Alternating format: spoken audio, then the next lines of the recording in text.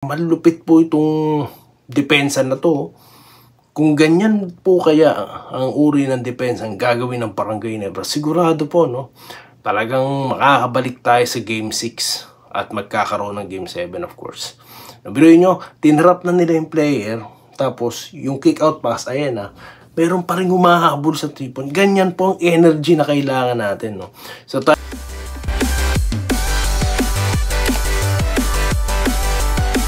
ayan, so welcome back, no, dito sa Henry Doy TV Sports, no. Ang pag-uusapan po natin, mabilisan lang, no, parang bullet train lang. Yan po ang maximum defense, no, na gusto ko lang ma-execute ng Barangay Ginebra, no. At majority po ay pa-shoutout na. Okay, so yun na po. Bago po yan, kung di pa po kayo subscriber ng channel na ito at nagustuhan niyo po yung ating mga video, subscribe na po kayo, no. At sa mga kabarangay natin dyan, kung di pa kayo subscriber, nahuhuli na kayo sa usapan. Subscribe na. Okay. So, yun na nga po, no. So, ang topic po natin, yung maximum defense. Bakit po na topic to? Kasi habang nanonood po ako ng highlights ng laro ng Golden State Warriors at ng Boston Celtics, kung saan tinalo po ng Warriors ang Celtics, malupit po itong depensa na to. Kung ganyan po kaya ang uri ng depensa ang gagawin ng Barangay Ginebra, sigurado po, no? Talagang makakabalik tayo sa Game 6 at magkakaroon ng Game 7, of course. Nabiruin nyo, tinrap na nila yung player, tapos yung kick-out pass, ayan na, meron pa rin humahabol sa 3-point. Ganyan po ang energy na kailangan natin, no? So tayong mga 6-man ng Barangay Ginebra, kailangan po natin i-push to, no? Para talaga po yung energy na nawala nung Game 6, maiampag natin sa barangay. Di po ba? So maganda to, no? So maganda, napanood dito ng mga players at ng coaching staff ng barangay, no? At magkaroon na rin ng surprise full court press para maubos po ang oras ng TNT, no? At di na sila makapag-execute ng play. So, ibigay natin ng matinding depensa. Diyan po magsisimula ang magandang opensa. So, yun lang po, no? Bilis, no? Okay, di kasi natin pinapangunahan si Coach Tim Con, no? Alam ko, malulupit po ang diskarte ni Coach Tim Con. Okay? So, shoutout na po tayo, no? Mabilisan lang. Katulad po nito, Shomai, no? Nag-comment siya. Tinatanong niya. Una, nagpakilala siya, Barangay Ginebra pan daw siya, at nagtatanong siya, saan daw bansa tayo, no? At bakit ko daw naisip content ng Ginebra? Dahil daw ba malaki ang fanbase nito? At dudumugin daw ng views ang video ko. Tanong niya lang daw yun. Okay, sasagutin ko yan, mabilisan lang.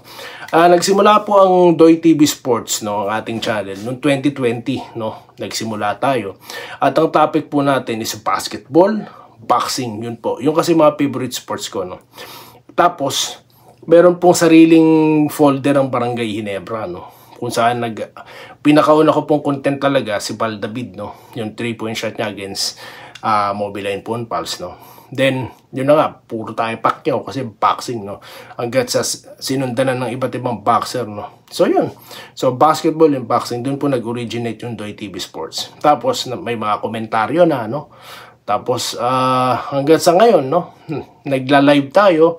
Minsan, yung nagsimula tayo 20 lang, tapos ngayon, naging 120, 130. Hanggat sa, may mga pumapasok na Barangay Ginebra fans. So, doon na kami nagsimula mix ng ideas, no. At doon ko na i-dedicate talaga yung channel as Barangay Ginebra channel, no. So, ganun. Kasi nga, dinudumog tayo ng Barangay Ginebra fans. At ako, Barangay Ginebra fan din ako. At hindi ko po maitatanggi na Barangay Ginebra fan talaga. Kaya na sinasabi, bias daw tayo, mga ganyan. So, kasi nga, sabi ko, kailangan ng paninindigan dito, no. Hindi po tayo katulad ng iba, nagpapakilalang Ginebra, pero hindi naman, no. Binabakbakan din yung Ginebra. Yung iba naman, para makuha yung market, no, ng ibang mga teams. So, hindi po tayo ganun. So, yun po ang ating laging sinasabi dito, no. So, yeah, just to answer you, yun. Nasa Canada po tayo, no. So, wala po tayo sa Pilipinas. So, yun. Ang ating pagsisimula dito, no. So, yung paggamit po sa,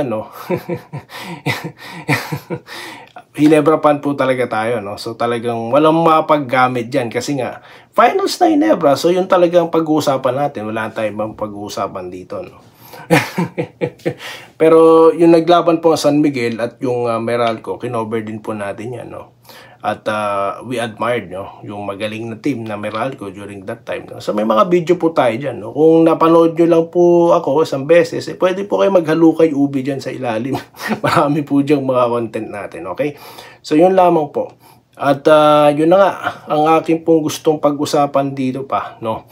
Iba pa pong mga komento ng ating subscribers, no. Katulad po nito, sino mas malakas idol, Bay Area? Alam ni coach TNT, no. Alam na ni coach siya ang mag-champion. 2 game pustahan natin yung ito ba yung sabi ni Jerry Kiso, no. Lawrence correct, hello po Lods, hindi pa tapos ang laban. Sa mga haters, wag muna kayong magsaya. Yun po yung sinasabi natin, no. Ganun din po kay Camille Ricaneri, no. Good PM Idols. Sablay ako sa tingin ko 4-2 pero champion pa din na. No. May fake news na naman si yun nga po wala alam nyo po kasi pagka na-announce ako sa team ni Troy, tapos na rin yung mga malalaking views. No. Okay, so tuloy-tuloy po tayo, no. Ito si ano reason daw hindi naglaro si Jody. Baka nire-reserve po sa game 5. So may mga kanina po, no, meron po tayong mga nabasa ng mga mali daw ang diskarte ni Coach Tim Cone. Well, sabi nga ni Coach Tim Cone, hindi naman yung nangyari kanina, hindi naman yun ang plano. No, so paano, tapos may mga nagsasabi naman po, may nagtatanong dito sa vlog natin na bakit daw po maaga pa nirest na yung mga player, nilabas na, no, nawala na daw po ba ng pag-asa, no, nawala na po ba daw yung NSD spirit. Well, para sa akin guys, laki po masyado ng lamang, no, at mas maigi po na i-rest na lang yung mga players, no, kasi nga po kahit sinong kupunan, hindi po magpapahabol, no. Bili mo 26-point lead. Sinubukan na po ng Hinebra sa 3rd quarter. Pero mainam na rin po yung ginawa nila, no, para makapagpahinga yung player dahil sigurado pong pukpukan ng game 6. Yun na po yung pinaghandaan doon, no. So kaya hindi po nawala ang NSD spirit doon, no, para sa akin.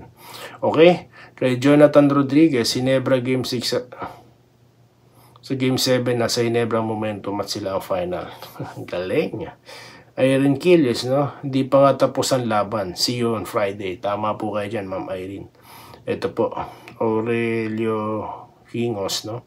Ay, tama ka, bossing, bantay sarado yung ating mga bata sa 2 matatanda. Yun na nga, no? Yan talaga, veterano, no? Yan. Ganun din po kay Mariesa Nievera, no? Go NSD, malaki ang tiwala ko, champion pa rin kayo. Ganun din po kay Fairy Tale title, no? Sige na, sa inyo na game 5. Huwag daw munang magsaya. Rufino Pepito, no? Or Perito, rather. Yan ang gusto ko magbalita, totoo. Salamat po, sir, no? Maraming salamat. John Scotty Manese. Sa Game 7 ng kakaalaman kung sino mag-champion, siyempre Hinebra champion.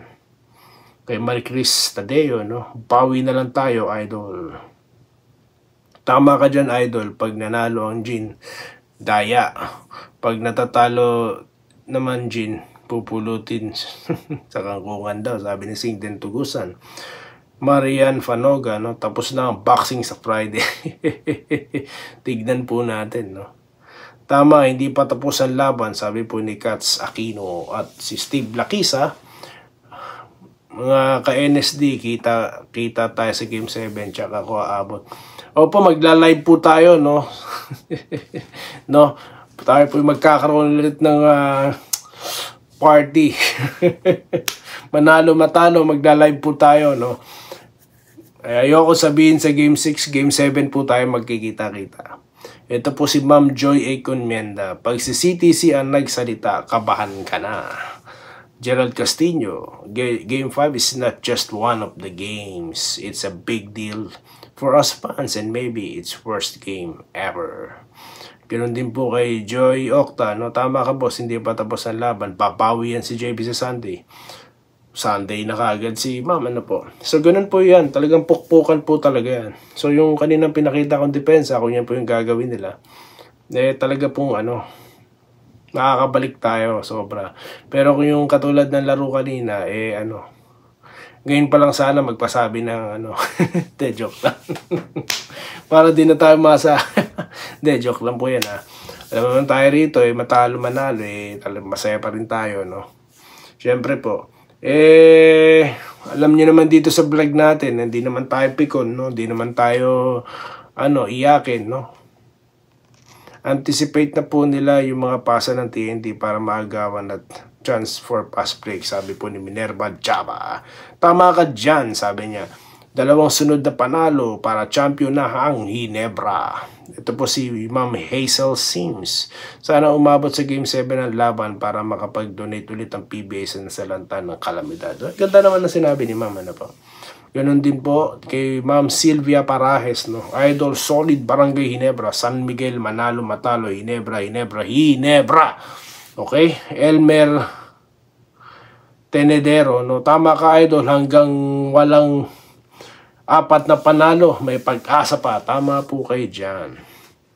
Aabot ng Game 7 to, Ginebra pa rin forever, sabi po ni Mary Rosel Valle. At Rodico,